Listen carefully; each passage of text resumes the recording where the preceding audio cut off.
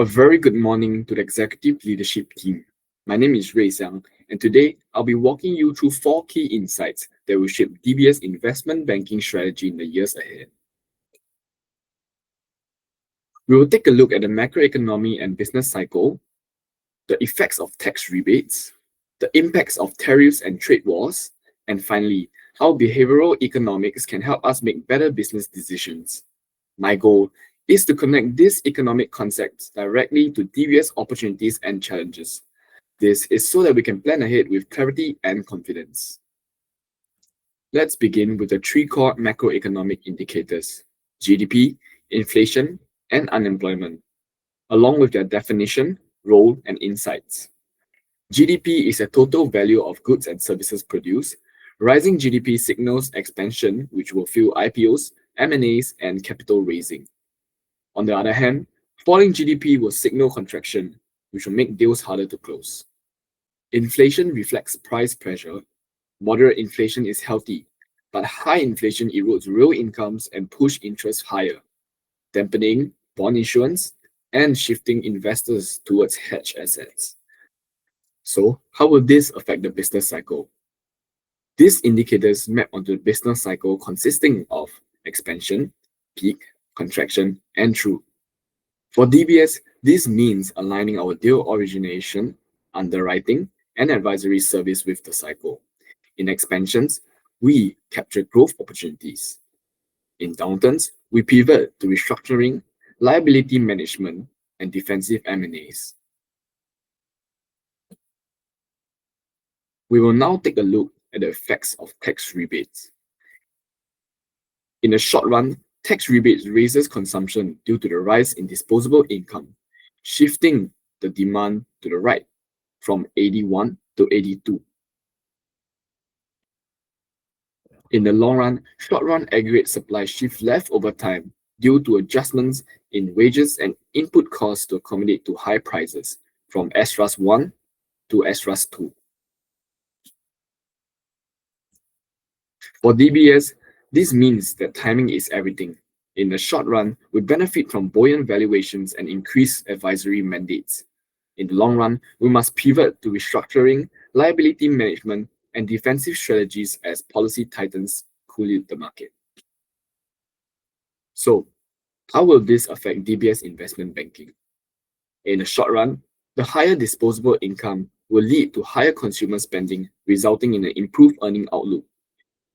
Firms may accelerate IPOs to capitalize on buoyant valuations.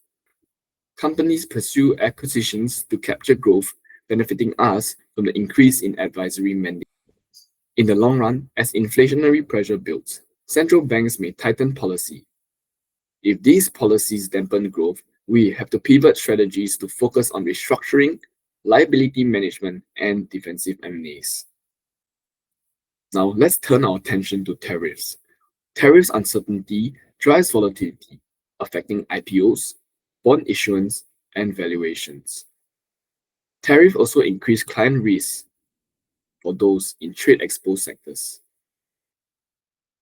Here is an SMD model of how tariffs affect the economy. The tariff drive prices up, leading to a decrease in consumption. This shifts demand from QD to QD1. A higher price enables domestic producers to supply more units, which shifts supply QS to QS1. Who are the winners when it comes to tariffs? The winners consist of domestic producers and the government, while the losers consist of domestic consumers, foreign exporters, and the overall economy due to deadweight loss. So how will this affect investment banking? In the short run, there will be higher corporate earning pressure due to the higher costs. Issuing bonds may also be needed just to finance supply chain shifts or to cover higher costs.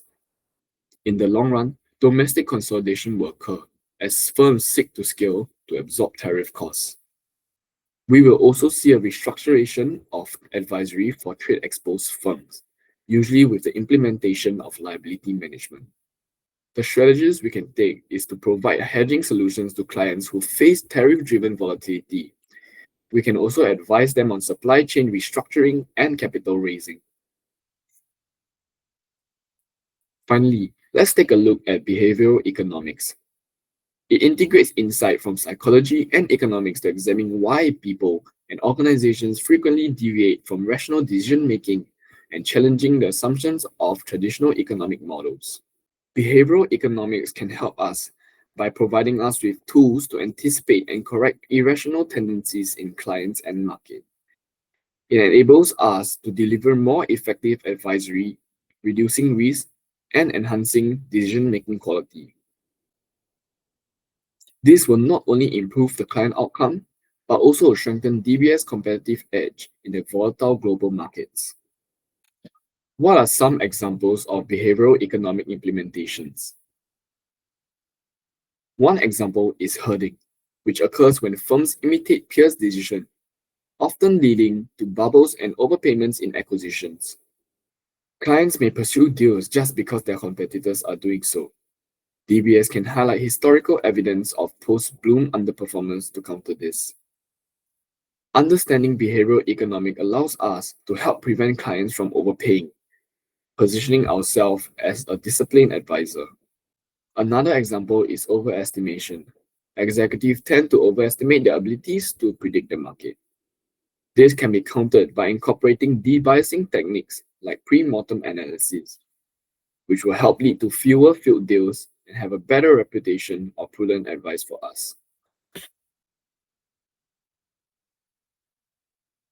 By adapting to the business cycle, seizing opportunities from tax and trade policies, and leveraging behavioral economics, DBS can position itself as a forward-looking, disciplined partner for our clients. Thank you for your time and kind attention.